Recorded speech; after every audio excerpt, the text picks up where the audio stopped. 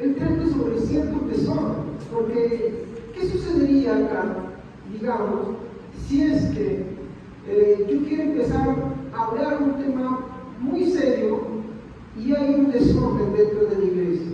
¿Podrá entenderse el tema? ¿Podrá ser tratado por todos? No va a ser posible. ¿Por qué? Porque va a haber un desorden. Es por eso que Pablo, en el capítulo 14, empieza a poner orden en todas las cosas, ¿no? En los primeros capítulos empezamos a ver que trae ciertos problemas, ¿no? Problemas en cuanto a la vivencia de los corintios, problemas en cuanto a algunas cosas que ellos estaban haciendo de forma desordenada tanto en el servicio o en algunas cosas de la liturgia como en la Santa Cena, el ágape, de tal manera que todas esas cositas él va respondiendo y va dándoles las instrucciones, incluso en el matrimonio, las discusiones, los litigios dentro de la iglesia, y va avanzando así hasta tocar el tema de los dones. Él explica y le empieza a dar orden también a todas estas cosas, y todo con un objetivo de poder apuntar a un tema muy importante, y es el hecho de la doctrina de Cristo. Hay en nuestros días tantas religiones, tantas ramificaciones, entonces suceden muchas conclusiones. Algunos dicen, bueno, si no es así, mejor ninguno, ¿ya? Y otros más condescendientes dicen, bueno, no, todos al final te hablan de Cristo, y si te hablan de Cristo y hablan de la Biblia, pues bueno, debe ser cierto. Y tampoco es cierto, ya que lo que vamos a ver acá, los falsos maestros que Pablo va a acusar, ellos también hablaban de Cristo, ellos no negaban a Cristo, pero la forma en cómo presentaban a Cristo, mi hermano, era el problema. Y es ahí donde vamos a empezar a tocar ciertos puntos. No todos los sitios donde te hablan de Cristo necesariamente te están guiando en el camino de la salvación. Y ahí es el problema. Ese es el gran problema que tenemos hoy en día. Y más que todo creo que es el problema de aquellos cristianos que no saben separar, ¿no?, entre lo que es fundamental y lo que no es fundamental, entre los cristianos que no saben discernir, ¿no?, entre lo que creen y lo que los demás creen. Es cierto, no estamos diciendo que somos los únicos, no estoy diciendo eso, pero hay fundamentos que son inamovibles, y uno de esos fundamentos tiene que ver con la persona de Cristo. Y según cómo se cree la persona de Cristo, hermano, la respuesta es bien sencilla: o estaremos en la verdad o seremos como los Gálatas. Escuchaba en la mañana un sermón sobre Gálatas, en las cuales hablaba sobre los Gálatas insensatos, sobre las tergiversaciones que suceden en el seno mismo de la misma iglesia y las tergiversaciones que van sucediendo ahí, cómo se van desvirtuando. Y el problema es que seguir ese evangelio es, mi hermano, peligroso. Ese es un evangelio apóstata que ha abandonado los fundamentos principales. ¿Ok? Entonces, si usted no ha estado atento a los temas anteriores, yo no quiero creer que todo, más que todo va a ser un momento en el cual vamos a tratar de recordar algunos puntos principales que hablamos, ¿no?, en el transcurso de todos estos meses sobre Corintios. Entonces, en primer lugar, vamos a ver los temas tocados. Y acá es lo que quisiera pedirles a ustedes, que de una forma ordenada, como hemos estado estudiando ya en anteriores servicios, ¿no?, en anteriores servicios, para que podamos definir bien cómo es que, mi hermano, tenemos que resetear. Es acá donde quisiera que por favor ustedes participen, ¿no?, de forma ordenada. ¿Cómo hemos tocado los temas ya anteriormente? Entonces, en primer lugar, ¿alguien recuerda que es una de las primeras cosas que hablamos? ¿Cuál fue el primer tema?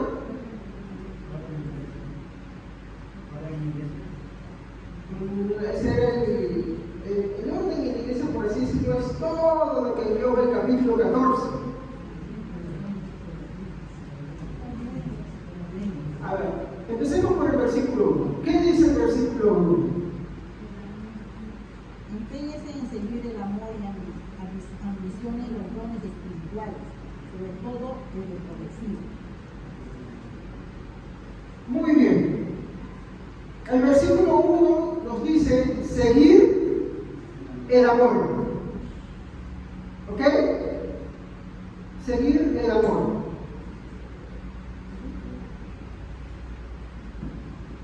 Muy bien. Entonces, este es el primer punto que nos va a dar la Biblia. Seguir el amor. Cuando hablamos de seguir el amor, nos habla de una dirección en la que tenemos que apuntar. Como ya hemos explicado a lo largo del capítulo 12, cuando la Biblia habla del amor, ¿a quién está apuntando? A un amor humano, humanista, por ejemplo, filantrópico, cuando vemos a que está dadivoso. ¿A ese tipo de amor está hablando? No. ¿A qué tipo de amor se estará refiriendo? A la mayor expresión del amor. A ver, San Juan 16 dice: de tal manera amó Dios al mundo que ha dado ¿quién? Cristo. Porque Cristo es la expresión de ese amor en todas sus formas. Sin distinción alguna, hermano, no a nadie puede igualar las características del amor que Cristo va a expresar. Ahora, Pablo nos dice: seguid el amor. Cuando él te dice seguid, ¿a qué se está refiriendo? Es como decir, cuando tú vas por un camino, especialmente los que manejan saben esto, vas a encontrar ciertas flechas. ¿Ya? ¿Estas flechas qué te indican? El camino por donde se debe de seguir, ¿sí o no?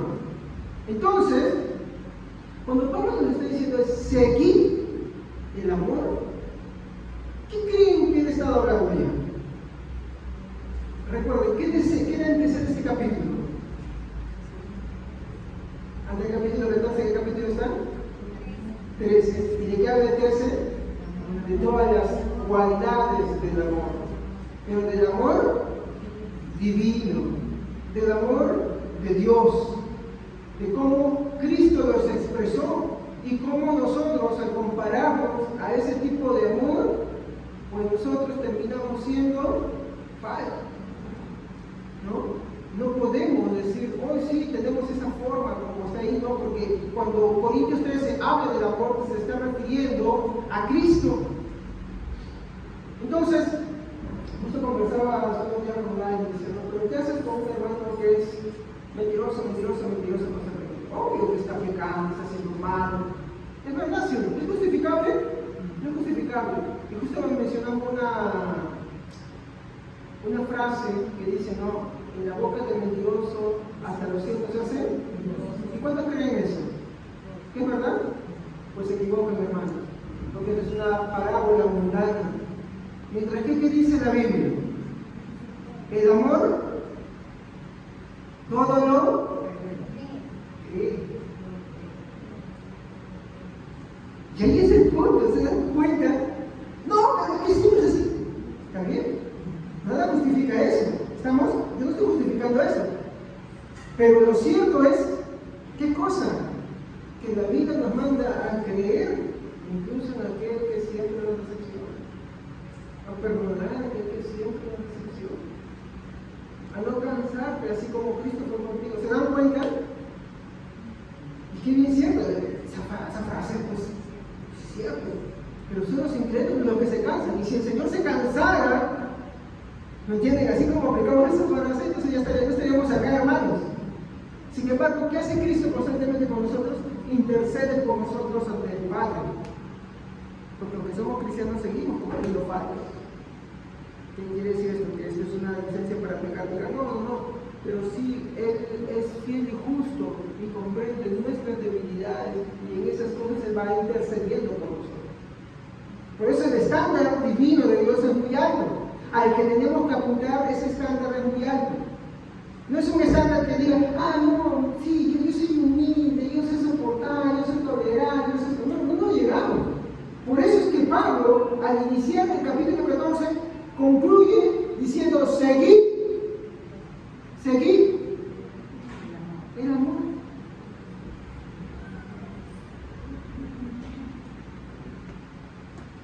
¿Puede creer que, bueno, parafraseando un poco las palabras del Señor que decían, Señor, difícil es eso? ¿Quién lo puede oír? ¿Quién lo puede aceptar?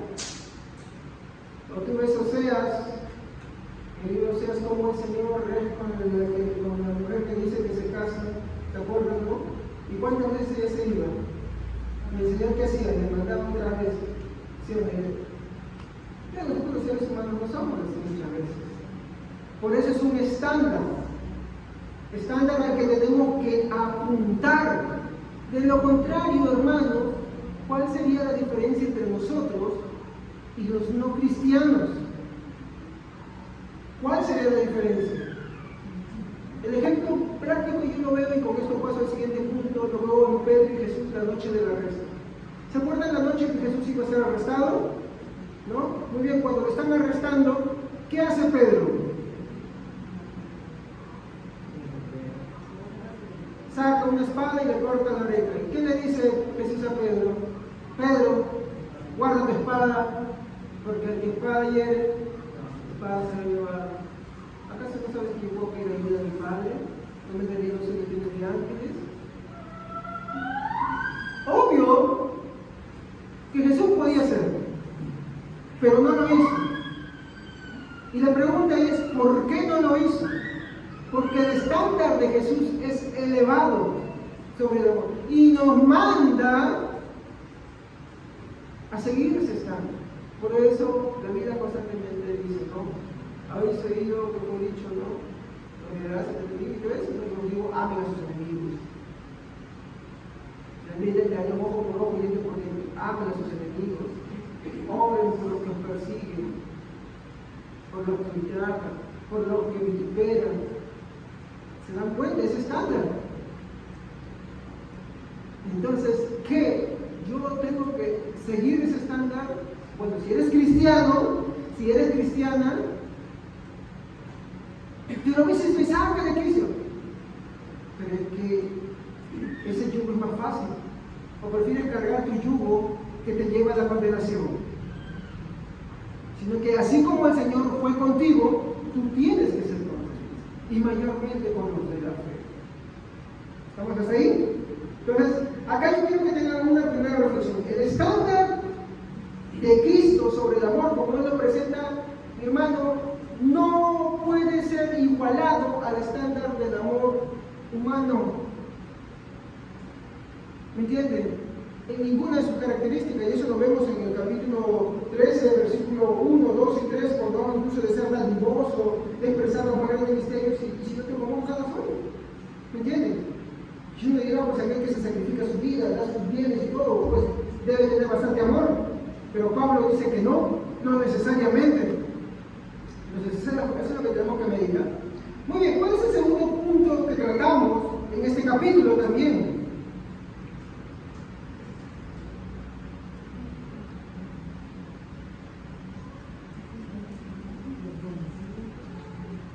Superioridad de las profecías sobre las lenguas.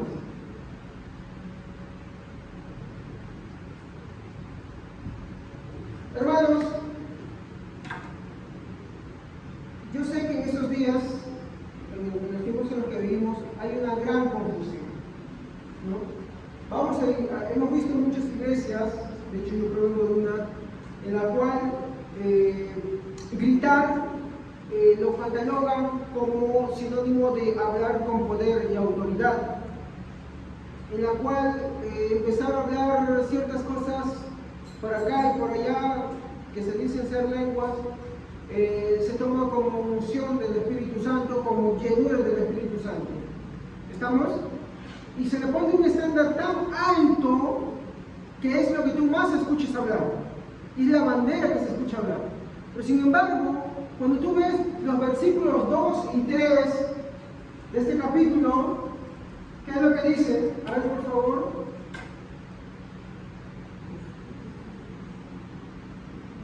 Porque el que habla en lenguas no habla a los demás, sino a Dios. En realidad nadie lo entiende lo que dice, pues habla misterios por el Espíritu. En cambio, el que profetiza habla a los demás para edificarlos, animarlos, consolarlos. Muy bien. Y estos versículos ya nos expresan la superioridad de la profecía sobre las lenguas. No son las lenguas lo más importante, sino las profecías. ¿Y qué es la profecía? Es hablar de parte de Dios. Cuando uno agarra la Biblia, cuando uno enseña, uno está hablando de parte de Dios, está hablando de las palabras de Dios. Eso es lo que tenemos que tener en cuenta. Entonces, ¿qué es tener poder y llenura? Bueno, tener poder, mi hermano, o tener autoridad, perdón, es hablar conforme a las palabras de Dios. Eso es lo que uno tiene que entender. Cuando tú hablas las palabras conforme a ellas, estás hablando en lugar de Dios. Por ejemplo, ¿saben qué es un heraldo? Sí.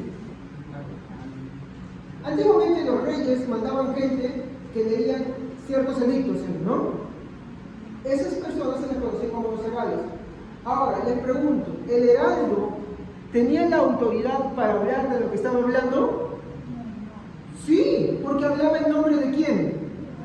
Del rey. Y lo que decía tenía que ser respetado. Pero hay un tema, él era el rey. ¿Pero por qué tenía la autoridad? Porque hablaba en nombre del rey. Y como bien dijeron, si alguien no le hacía caso, lo mataban, ¿no? O lo encarcelaban. ¿Por qué? Porque desafiar al heraldo era desafiar al rey. ¿Por qué? Porque el heraldo tenía poder por sí mismo. No, porque estaba representando a alguien más, estaba hablando en lugar de alguien. Y eso es lo que sucede con nosotros. Nosotros no tenemos autoridad intrínseca de nosotros mismos, sino a causa de la palabra de Dios, nada más. Cada cristiano, cuando habla las palabras conforme a la palabra de Dios, pues está teniendo esa autoridad. ¿Ok? Entonces, eso es hablar con autoridad, no es gritar. No confundamos. Hay quienes piensan que eso y alzan la voz. Y yo no digo que uno no se salta, yo digo que se salta la voz. Pero eso no quiere decir que eso sea sinónimo de autoridad o poder, ¿no? En ningún momento, en ninguna forma y en ningún lugar. Eso es lo que yo quiero que me entiendan. Y ser llenos del Espíritu Santo, bueno, sería bueno que lean Efesios capítulo 5, todo el capítulo. ¿Qué habla Efesios 5? Habla de someterse. ¿Bajo qué? Bajo la autoridad de la palabra, y que eso se exprese en todas las formas de nuestra vivencia. Eso es ser lleno del Espíritu Santo, es una evidencia. Que nuestra vida se amolda cada vez más y nos sometemos a la voluntad de Dios.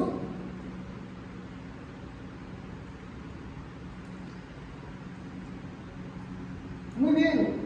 En tercer lugar, ¿qué tocamos, hermanos? ¿Quién puede leer el versículo 3? Pero el que profetiza habla a los hombres para edificación, exhortación y consolación. No, perdón. Versículo 2 y 3, ahora sí. 2 y 3. Sí. Porque el que habla en lenguas no habla a los hombres, sino a Dios, pues nadie le entiende, aunque por el Espíritu habla misterios.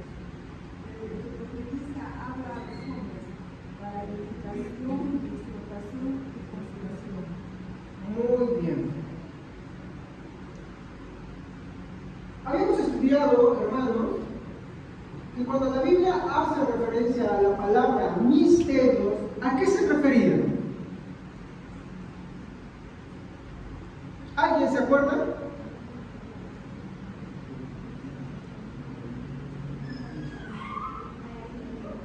Las maravillas de Dios. Pablo dice en otros textos, ¿no?, que las cosas que antes estaban ocultas, los misterios de Dios que estaban antiguamente reservados, se nos han sido revelados a nosotros. Por ejemplo, cuando Juan, vamos a tomar ese ejemplo, cuando Juan predicaba, decía, no, y el Señor ya está cerca, el hacha está en su mano, ¿no? Dice, y está puesta la raíz de cada árbol, ¿no? Y su aventador está. Él sabía que el Señor ya venía, él sabía que él tenía que preparar el camino.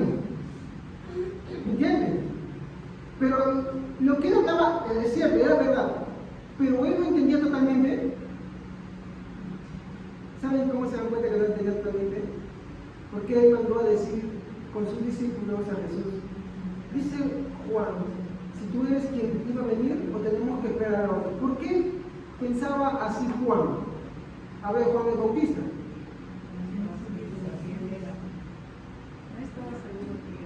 Pero ¿cuál era la causa? ¿Ah? Para Juan, en la forma en cómo se le había sido mostrado y revelado las cosas, el Señor iba a venir a traer el reino de Israel, ¿no? La restauración, pero también el juicio, el castigo de los impíos. Y no sucede con él así, porque ni bien él bautiza a Jesús, ¿qué le pasa después? La presa, y está sufriendo. Entonces, él se pregunta, ¿será esto? Es porque él no entendía completamente todo. Si bien es cierto, era el más cercano. ¿Por qué? Porque él justo le tocó preparar el camino para el Señor. Él iba a venir justo después de su predicación de él. Pero todo lo exacto no lo va a dar él, sino lo va a dar Jesús y sus apóstoles. ¿Me comprende? Ya a partir de Jesús y sus apóstoles se nos revela más claramente. ¿Y quién explicó mucho mejor todo esto? ¿Quién de los apóstoles? Pablo. Pablo explicaba y tomaba las cosas del Antiguo Testamento y les daba la aplicación y su cumplimiento. Pero las personas del Antiguo Testamento no la entendían, no la comprendían, ellos veían así nada más como a la distancia. Pero ya ha venido Jesús y sus apóstoles, empezaron a mostrar claro. Y eso se refiere con los misterios de Dios.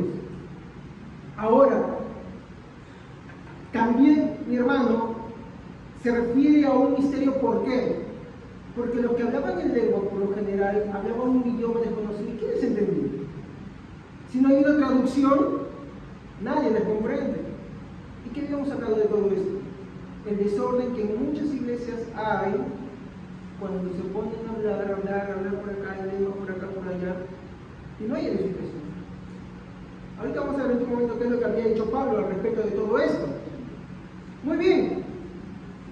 En cuanto al lugar que habíamos visto, versículo 4, por favor, y si de preferencia lo pueden leer en la traducción en lenguaje actual.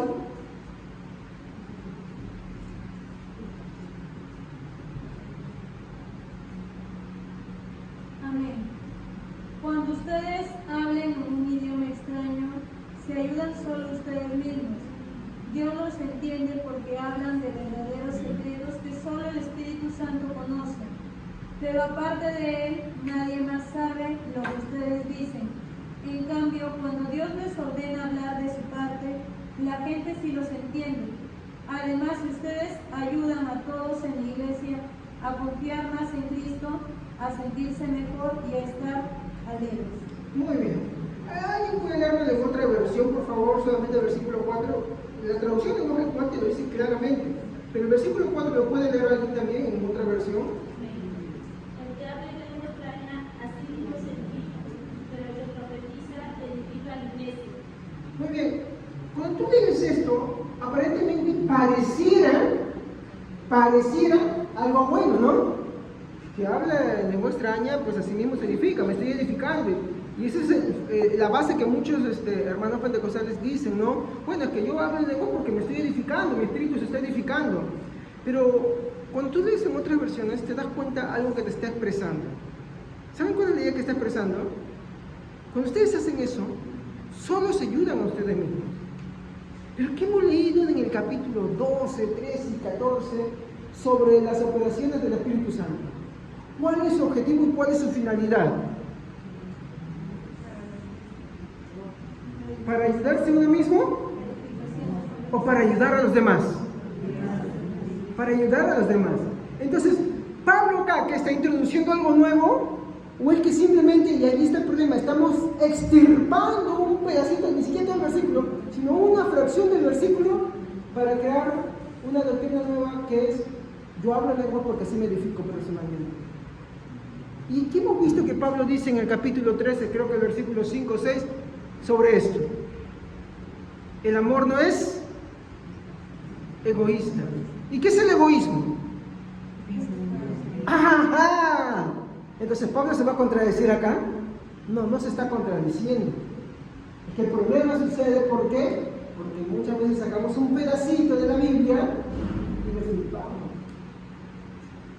por eso que nosotros no creemos que sea algo bíblico que los hermanos en la iglesia se pongan a hablar en lenguas en la iglesia.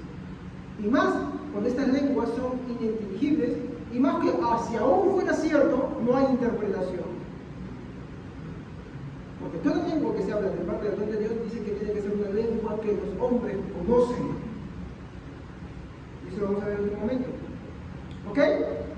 Entonces, eso es una perversión y egoísmo, mi hermano, mostrado, mi hermano, en un don.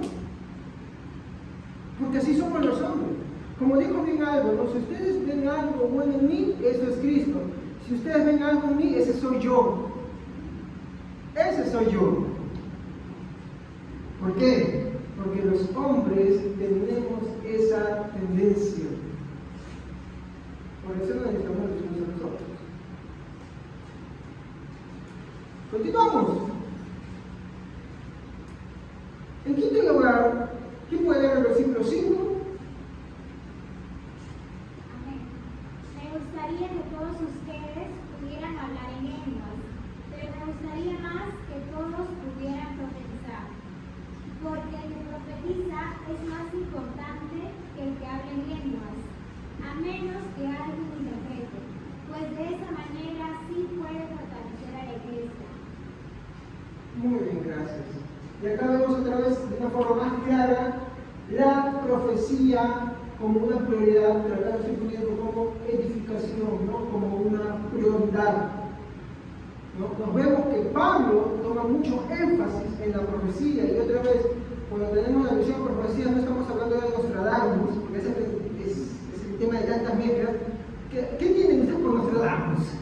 Es un viejito que se empieza a ver cosas del futuro, ¿no? Y dice, oh, esto va a pasar. Esa es la profecía, hermano. Es cierto, que parte del significado dice esto, pero en la Biblia nosotros vemos que las profecías tenían que ver algo con carácter disciplinario que Dios hacía sobre el pueblo, o que apuntaba a Cristo. ¿Me entienden? No era para cualquier cosa. Y también juntamente con eso, la profecía tenía otra aplicación, que era ¿qué cosa? Era hablar de parte de Dios.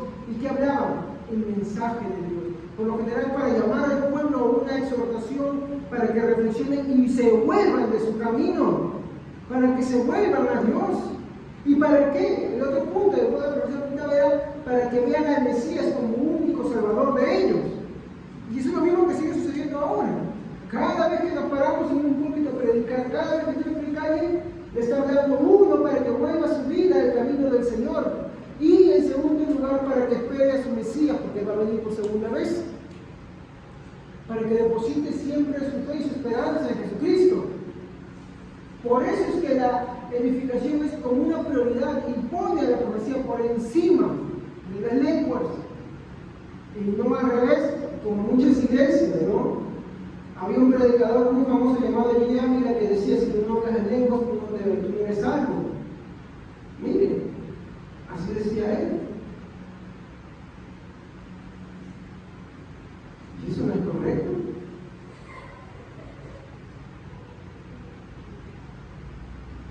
Continuamos.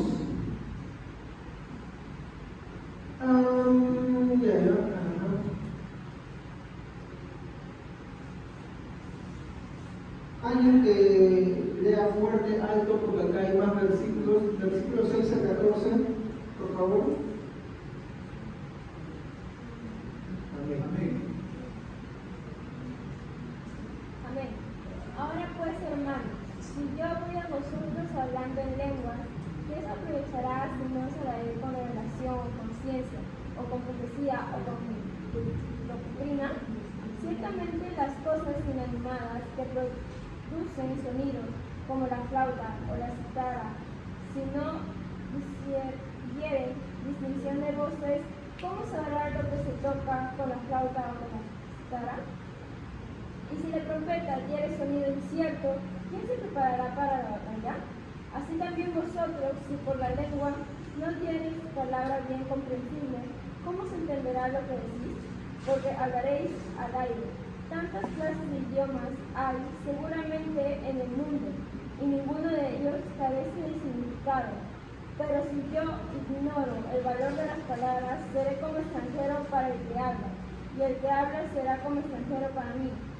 Así también vosotros, pues que anheláis dones espirituales, procurad abundar en ellos para la edificación de la iglesia, por lo cual el que hable en lengua extraña pide en oración poder interpretarlo, porque si yo oro en lengua desconocida, mi espíritu ora, pero mi entendimiento queda sin fruto. ¿Se dan cuenta? Entonces, aquí ven, en complemento a lo que les dije hace un momento. Pablo no está validando la oración en lengua privada.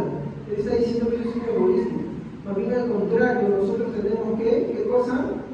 Si alguien tuviera ese don, ¿qué es lo que pide Pablo? Que ore para poder.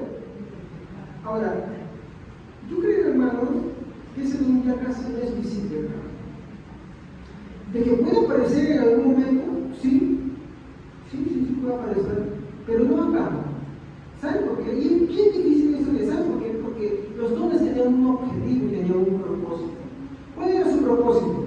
Hablar de las maravillas de Dios.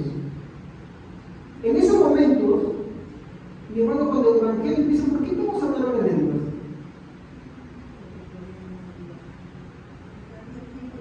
No había mucha educación.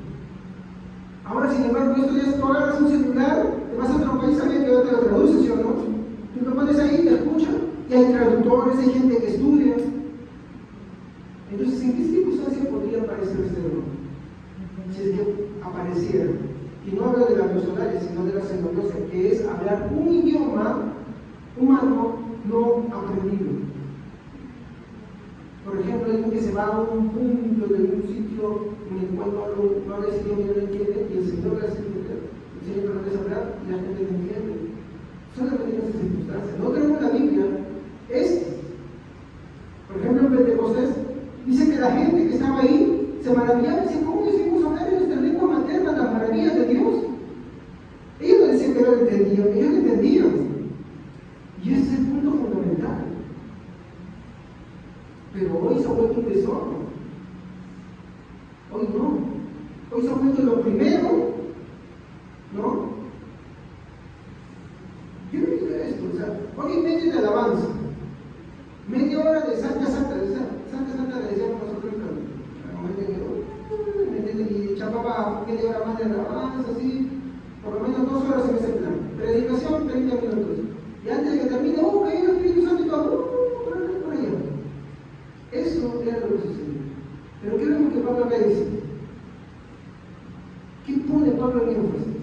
La edificación como una prioridad.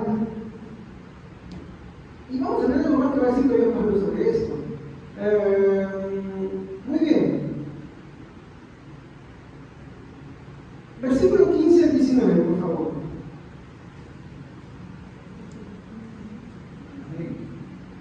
Entonces, ¿qué puedo hacer? Oraré no solo con el Espíritu, sino también con el entendimiento. Cantaré no solo con el Espíritu, sino también con el entendimiento. Porque si alabas a Dios solo con el Espíritu, ¿qué harán los que me entienden? Cuando des gracias no podrán decir, así sea, porque no entienden lo que dices. Puedes agradecer muy bien, pero eso no fortalece a los demás. Doy gracias a Dios porque hablo en lenguas más que cualquiera de ustedes. Pero en las reuniones de la iglesia prefiero decir 5 palabras que se entienden y que inspiren a los demás que 10.000 palabras en un idioma que nadie sabe. Vemos acá la coherencia de todo lo que les he dicho, Señor. Para Pablo, ¿cuál es su enfoque? ¿Cuál es su prioridad? Transmitir el Evangelio. Y justamente de eso va a empezar a tratar el problema principal entre la diferencia entre el Evangelio y los demás tipos de evangelios falsos. Porque el capítulo 15 se va a centrar en ese problema. En cómo hay gente, y así chiquito nomás para que les vaya dando hambre, cómo hay gente en nuestros días que está en una iglesia pero cree un Cristo que no es el Cristo de la Biblia. Y Pablo lo va a mencionar, un Cristo que, por ejemplo, no resucitó en carne.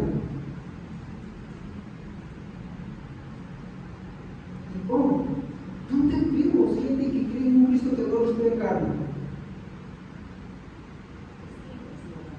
Sí, los testigos de Jehová, muy bien dicho. Pero acá hay algo que de repente va a sonar mucho más duro. Y eso lo vamos a tratar en el capítulo 15 de forma muy central. Pablo va a decir, de quien cree en este tipo de Cristo, no es salvo. Pero ellos no hablan de... Sí, pero es un evangelio errado. Porque no transmite la base fundamental. Y no va a decir, porque si Cristo no resucitó de los muertos, vana es nuestra fe, en vano creemos. Llega a tener una resurrección física, porque va a empezar a hablar, eso ya es el tema que te voy a mostrar. Y es que el capítulo 15 va a empezar a separar todas estas cosas de los evangelios amados. Pero antes, tiene que poner en orden a los oyentes. Porque ¿de qué sirve que él empiece a hablar de alguien de discurso y por allá empiecen a hacer contradicciones, o por allá empiecen a pararse a hablar de lenguas, o por allá alguien que quiera hablar a la que él está hablando, o que Timoteo, porque él está escribiendo eso? ¿De qué sirve? Siempre, ¿no? Entonces Pablo tiene que empezar a poner a todos en orden. Porque como bien dijo el hermano Jackson al inicio, ¿no? Y ahí sí es la aplicación de todo esto, es el capítulo 14 entero habla sobre el orden dentro de la iglesia. ¿Y qué es orden? Lo que han en el colegio, bueno, no sé si ahora existe eso, ¿no? Pero decían, bueno, vamos a pasar, ¿cómo era? No, ese es el ejército, dice pasar el ejército. Formación. ¿Y qué decían cuando decían distancia? ¿Para qué te hacen eso? Para que empiecen a... Claro. Y lo que Pablo quiere hacer es poner en orden, que no haya una confusión, que no haya un caos. Para que todos oigan, para que no haya una distracción de la predicación, para que no haya, porque dentro de eso también estaban los maestros falsos, para que no haya interrupciones. Y ese es el temita acá. Por eso es que esto no es cualquier cosa, no es bastante ocurrido, pero no, muy importante. Muy importante. Entonces Pablo le va a poner una prioridad a lo que es el Evangelio. En octavo lugar, ¿qué hablamos también? Vamos a ver lo que dice versículo 20 a 22. Amén. Amados hermanos, no son infantiles en su comprensión de estas cosas. Sean inocentes como bebés en cuanto a la maldad, pero maduros en la comprensión de asuntos como estos. En las Escrituras está escrito: hablaré a mi propio pueblo en idiomas extraños y mediante labios extranjeros, pero aún así no me escucharán, dice el Señor. Así que, como ven, el hablar en lenguas es una señal no para los creyentes, sino para los incrédulos. La profecía, sin embargo, es para el beneficio de los creyentes, no de los incrédulos. Muy bien. Como les dije en esa ocasión, y espero que se acuerden, es la única vez que en la Biblia aparecen las lenguas, solamente en Pentecostés han aparecido, o ya ha aparecido antes. ¿Dónde? Esa es la primera vez que aparecen las lenguas. En la Torre de Babel. En la Torre de Babel, Dios desciende y, como dijo vieja, le reseteó Windows. Le puso Windows a otros Windows y a otros más, no sé. Pero empezaron a hablar en diferentes lenguas y se dividieron. La gente se dividió y se tuvieron que dividir según lo que hablaban. Ahí fue la primera vez. Y hay dos aspectos. Es para juicio, ¿por qué? Porque Dios estaba dictaminando una sentencia. Y es una bendición porque a raíz de eso preservó la humanidad, porque si no, imagínense, dice que nada nos iba a hacer disuadir de lo que se había propuesto. Ellos querían construir una torre en un símbolo escenario de rebeldía contra Dios, de autonomía e independencia de ellos mismos, desechando a Dios. Ahora, la hermana leí un texto que habla, dice, después de tartamudo, ¿no? Y algunos dicen que pues las lenguas, eso que se traba, son las lenguas que están hablando de nuevo. Esa es una referencia que está hablando a la deportación de Jerusalén con los babilonios. Ellos no entendían su lengua de ellos. Y ahí es donde se les salía una nueva lengua, el arameo.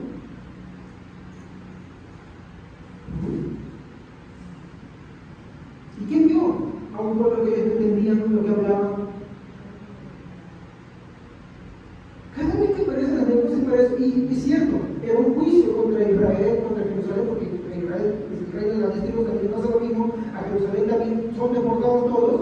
Es cierto, es un juicio contra ellos, pero a la vez Dios también se preservó un remanente, ¿sí o no? Y él vemos la historia de Daniel, ¿me equivoco? ¿Sí? Entonces, vamos a notar que eso va a ir apareciendo constantemente. Y también que aparece en esa forma. Ahora, en Pentecostés se vuelve a repetir lo mismo, solo que esta vez es lo inverso. En el primer lugar, de lo que vemos acá, tanto en los dos casos que mencioné, de Babilonia, de la Torre de Babel y la deportación a Babilonia, Dios dispersa. En Pentecostés, ¿qué hace por medio del don de lenguas? Une, pero a su vez también da un juicio contra los incrédulos. Y da curiosidad justo que cuando se refiere a esta expresión de incrédulos, porque en la otra dice indoctos, es que se está refiriendo a aquellos que se dicen creer en Dios, pero no son creyentes. Y cuando un creyente, Dios le tiene que hablar ya en una lengua que no entiende porque Dios lo ha desechado. Varios comentaristas refieren esto, de que la práctica de la lengua dentro de la iglesia no es una práctica saludable.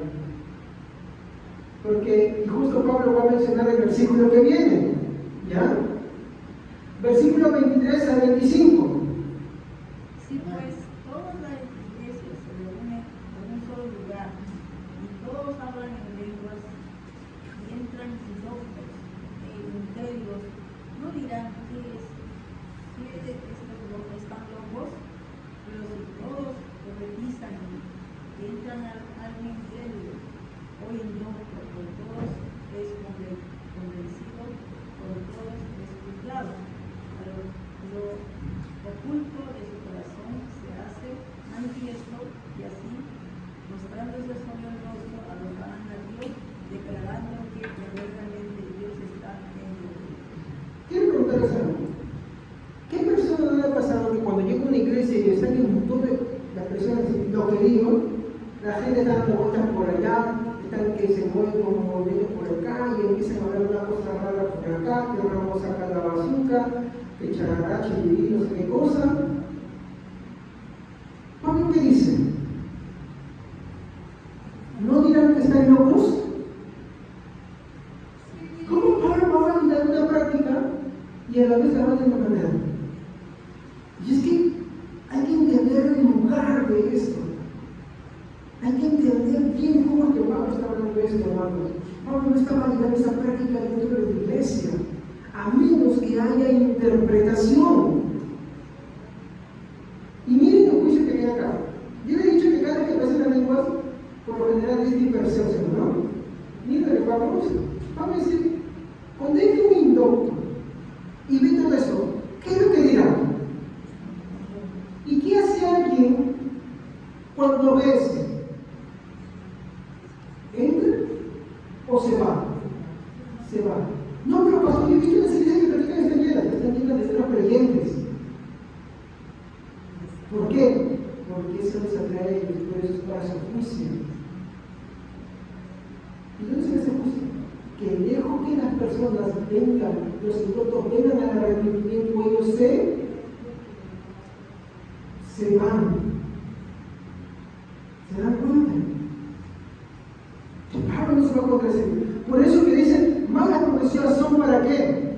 Y yo estoy recibiendo, para arrepentimiento. Porque si entra un indocto, un incrédulo, y todos profetizáis, por todos ser redarguidos, por todos es exhortado, y lo oculto de su corazón es manifiesto.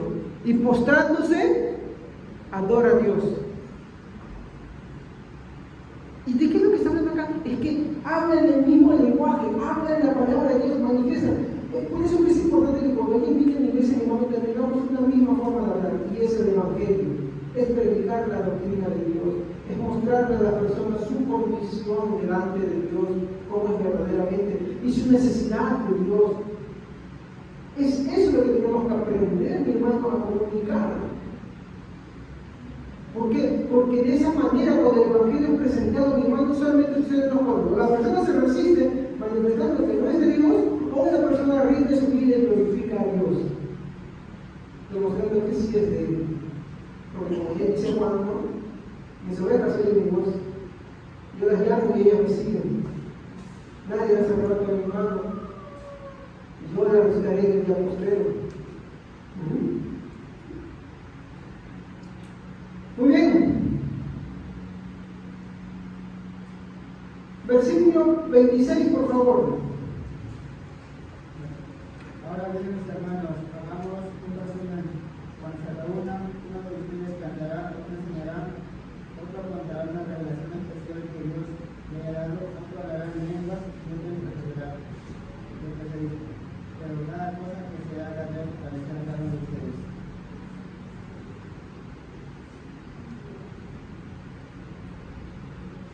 Yo puedo tener un servicio muy bonito y aún así, hermanos, no edificarlo. ¿Me comprenden? Usted tiene que tener acá tiene que ver qué entienden ustedes por edificación. ¿Qué entendemos por edificación? Que los cristianos reconozcan su condición y su dependencia de Dios, y que los que no creen o que los que recién están llegando vayan a los pies de Jesucristo. Eso es edificación. Entonces los cánticos, los salmos, los signos, la doctrina y todo lo que pueda venir con ello tiene que cumplir su objetivo. Pero acá también está la lengua. Sí, pues, obvio, si hay interpretación, obvio, se convierte en qué cosa? En profecía, ¿no? Muy bien. Acá estamos a la última parte que hablamos. Orden en la iglesia. Hermanos, cuando tratamos sobre el orden de la iglesia, vimos un primer punto. Dentro de la casa del Señor hay libertad.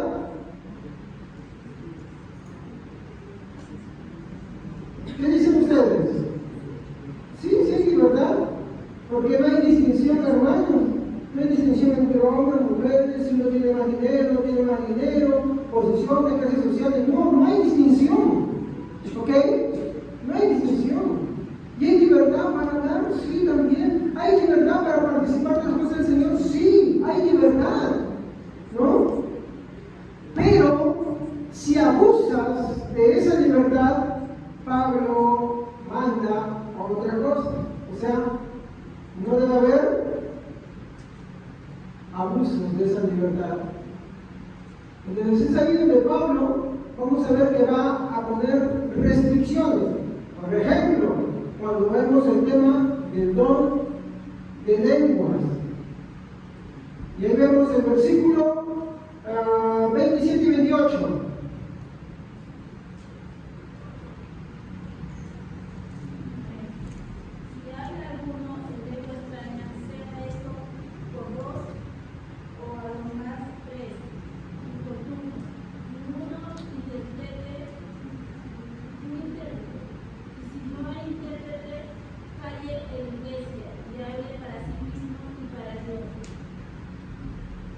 Usted visto que las iglesias que practican esto hablan uno por turno o hablan varios, ¿no?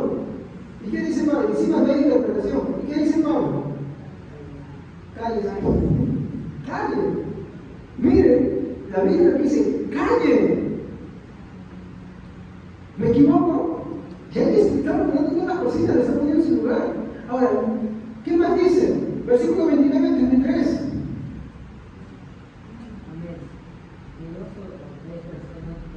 Un poquito más fuerte, por favor. De 2 o 3 personas profeticen y que los demás evalúen lo que dicen. Pero si alguien está profetizando y otra persona recibe la revelación del Señor, el que está hablando debe callarse. De esa manera todos los que profeticen tendrán su turno para hablar. Uno después de otro, para que todos aprendan y sean alentados. Recuerden que la gente que profetiza está en control de su espíritu y puede tornarse en otro. Pues Dios no es Dios de desorden sino de paz, como en todas las reuniones de pueblos y no judíos. Muy bien. Miren, acá nos vemos nosotros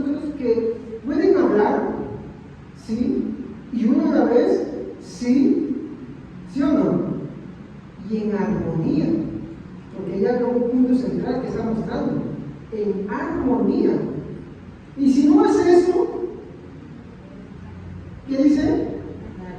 Callen.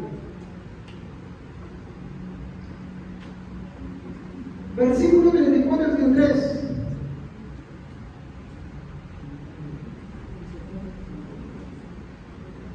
Sí, 34, perdón, 34 a 35. Las mujeres deben guardar silencio durante las reuniones de la iglesia. No es apropiado que hablen, deben ser sumisos, tal como dice la ley. Si tienen preguntas, que lo pregunten a su marido en casa, porque no es apropiado que las mujeres hablen en las reuniones de la iglesia.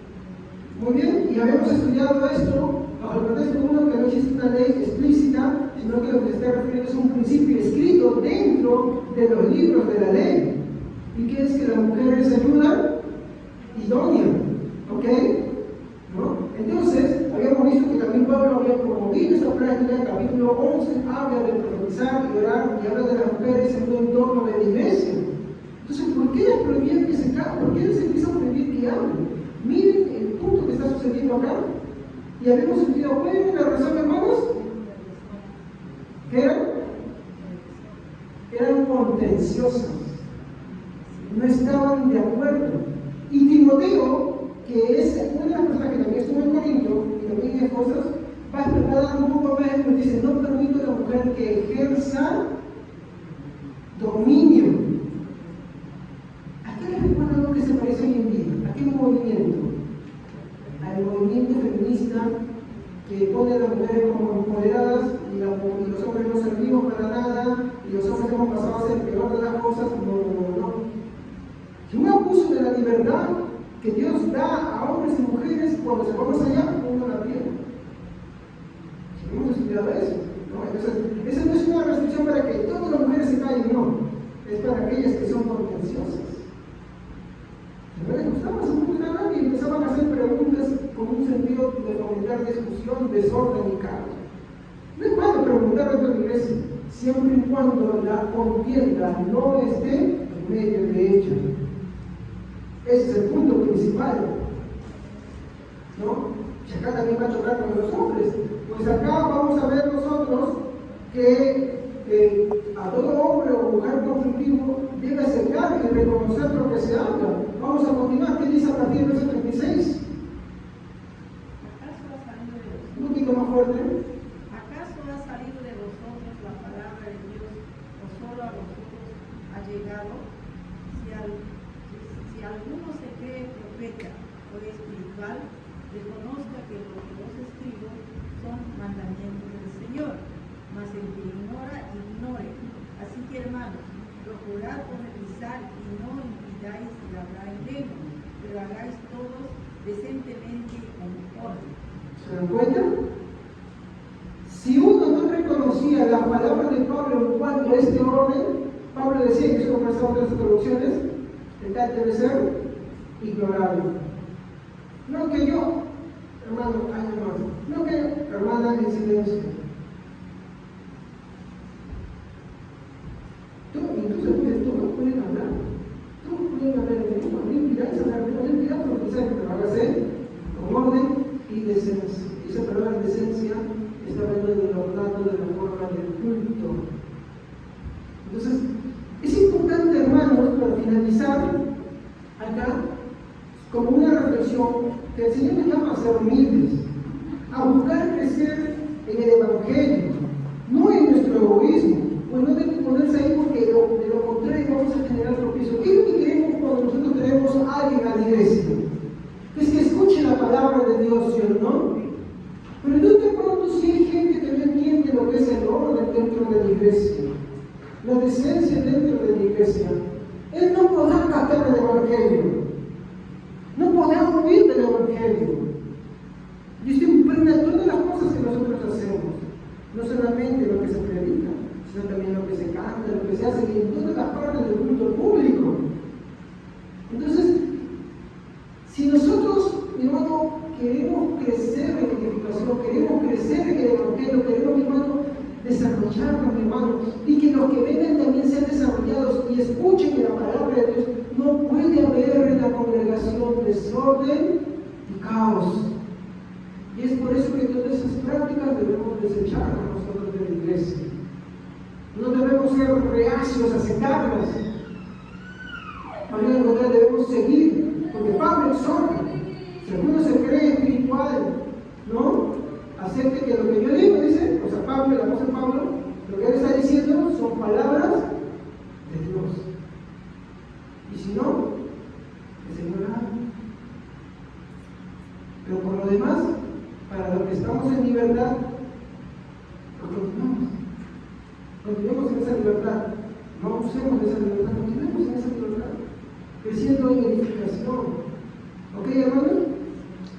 Y esto, mi hermano, nos va a servir como trampolín para empezar a hablar sobre los tipos de cristianismos que hoy existen. Pero te invito, por favor, a que no vaya a faltar a la siguiente lección, porque vamos a hablar sobre todas esas tergiversaciones de cristianismo que hoy en día hay. Sí, porque no todo aquel que te habla de Cristo te está presentando a Cristo. Entonces, ¿cómo vamos a ver eso? Pues vamos a ver otra vez la palabra de Dios en el capítulo 15. Así que yo les invito en casita que vayan leyendo el capítulo 15 porque va a estar muy bueno. ¿Amén, hermanos? Muy bien. Vamos a poner de pie y vamos a pedir al Señor siempre que obre en nosotros ese espíritu de humildad. ¿Qué es humildad, hermanos? Es reconocer nuestras limitaciones.